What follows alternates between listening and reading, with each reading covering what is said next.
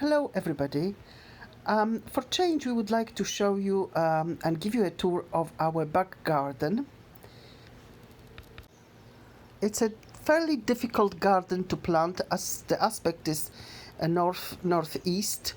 Some parts are south, but actually there is not planting space there, and you will see what I mean when we start the tour. Now, the pots around the patio area had the tulips and the usual spring bulbs early on, and now they have hydrangea and some lavender and some annual plants waiting to flower. We are lucky or not very, depending on the year, how sunny it is. There's some more lavender waiting to be planted. So let's just start looking around. This first border is mainly a catmint and some alliums, and later on there will be some lucifer crocosmia and lots of lovely scented roses, which I did prune very hard, so they are a little bit behind. And also some astrantia, mainly white. You can see a little bit of a very shy purple one. There's also lots of alliums in early spring, and lovely honeysuckle. And in between all of this, we have some herbs like marjoram or oregano and mint and so on. I'm not worried too much that they will spread. We always can sort of bring them back to where we want them. The pond, which you can see right here, is the star probably of this garden. It's a natural spring pond, so the water comes naturally from the water table. And the little blue skiff just there on the little platforms I use sometimes to garden around the pond from the pond side, mainly taking the stinging nettles out and so on. As you can hear, I've caught a little bit of cold, and therefore this week's installment is slightly different. So you can see the crocosmia here, and also the honeysuckle, and a bit of a patio here. We don't have very much grass. There's a tiny little bit thing on the right, and then we have the other bed. We just got still a mixture of various roses, Alchemilla mollis. It's even more difficult bit to plant anything in. We have still some herbs there on the left hand side. However, they are mainly shrubs and trees. So it's a birch tree. There is some Sambuca nigra, Abanalhi, I can't remember that, I can't pronounce that, I will put the name on. That's lovage, and I usually had that paired up with Angelica, but unfortunately it looks like we lost Angelica this year. And there is some thyme somewhere there. You can see flag irises. They were quite prolific, but they are right at the end of the flowering season. I quite often have moorhens nesting in those, but I think they were very prolific this year. On that little middle sort of island there, we usually have ducks nesting. And inadvertently, we had 2 clutches of ducks and 2 lots of moorhens already this year.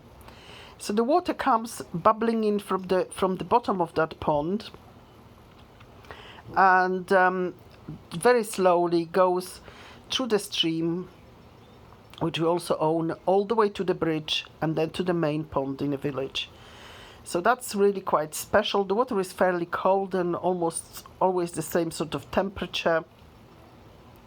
Not many plants will survive that. In fact, I can't have any lilies and other sort of plants which you would plant in a normal sort of man-made ponds. We did try several times to put various things in, but we also have sweetwater prawns there, and they've been devoured by them. So we will just cross now across the little bridge. I don't think as many people can say they have a bridge in the garden. So that's the stream which takes the water out to the next water reservoir. There's some more flag irises, and believe you me, we cut these trees and try to sort that out every year, twice, sometimes a year, and they just grow quite wild. So that's, I think, jasmine on the left. That's just a view on the cottage, and I think the view from the other side is more attractive. Now, this part of the path is usually slightly neglected up till about now. We have loads of rook nests in those very high trees, and lots of rook nests means lots of poo, and so it's very unpleasant gardening experience. So we wait when the birds fledge, and this is the time to sort out the path. I don't think the path has ever been as bad. There is actually gravel underneath, and we will just take there is masses of flowers which sort of seeds themselves. It shouldn't take longer than a day to sort that out, and probably another day to sort out loads of stinging nettles in the borders. We did try in the past, and we still do, but to the lesser extent, plant native plants all around the pond. It is quite difficult because it gets quite waterlogged on a wet sort of during the wet periods, and very, very dry during the sort of dry periods. And there are almost no plants which survive that really, really well.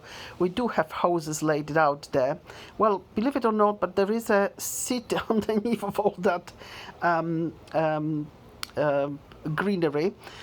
Again, some lovely planting on the left while we need to sort it out. But there is some bucca and some other contrasting plants. That's the view on the bridge. And oh, hello, Mr. Frog. And we have various things, violets here, heucheras, orange blossoms, as well as ligularias, which I really quite like, with different leaf shapes. Again, those native grasses need to be kept at all costs at the bay, because these lovely dangly seeds spread everywhere and basically overtake and obliterate any efforts you made to have some sort of balance in your borders. So that is the next job. They need to be cut down. Well, there is some rhodesia here, and as you can see, the ligularias I mentioned. And some more flag irises, as well as things like very nice ferns, hostas, and heucheras. Sometimes, like this plant, I have no idea what that is, but I will let it blossom, and I see it's probably some sort of native thing. If it's nice and it's not going to take it over, we will leave it. As you can see, some of the Christmas roses there, or hollybores, as it is also known. Some variegated ivy which doesn't take out. This is woodruff. Well, it's taken this path off, so we will really need to move it back a bit. And amongst all of this, there's quite loads of wild strawberries. And this is another type of ligularia. quite attractive with those chocolate leaves. And the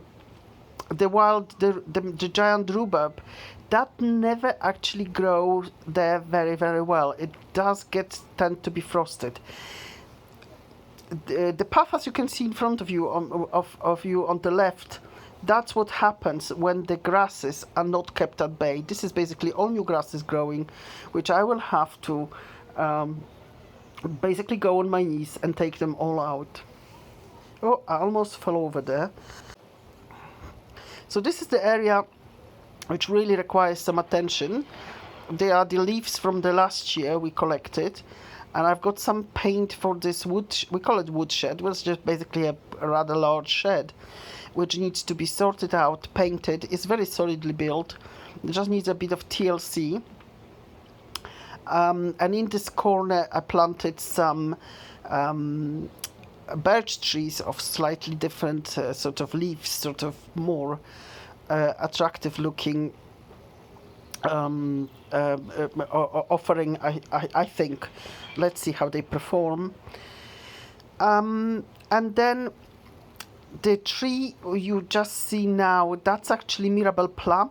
It never tends to fruit because it flowers in February, and it always gets frosted, and we don't have any, fruit because the blossoms falls off.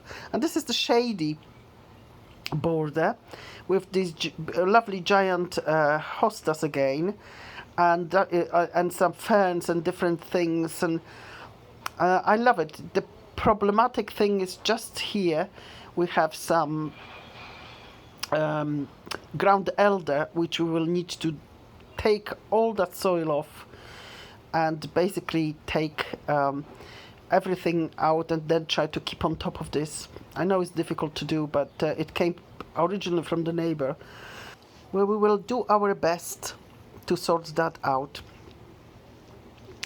I love the Welsh poppies there. We used to have them everywhere, but I think they've been swamped. And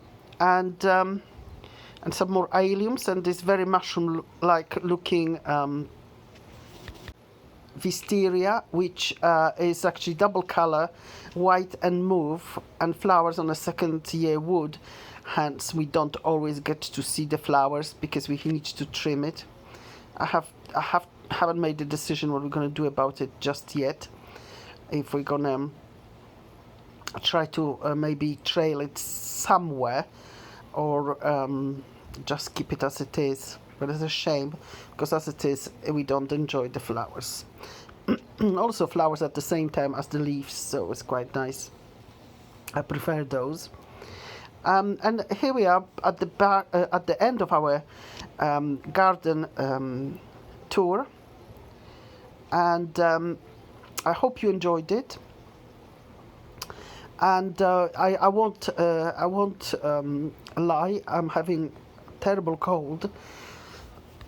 Hence my delivery of the sort of chat is a bit ropey, but hopefully the following week we shall do what we do probably best, and have another June garden tour. And there's quite lots of things being planted, and we want to see the progression, so I will see you there. Oh, let's have a look. There is a moorhen. Let's see if she's got the baby with her. Well, I can't see it, to be absolutely honest, but they are there. So I hope to see you again. Until then, have a good and productive time. Best wishes.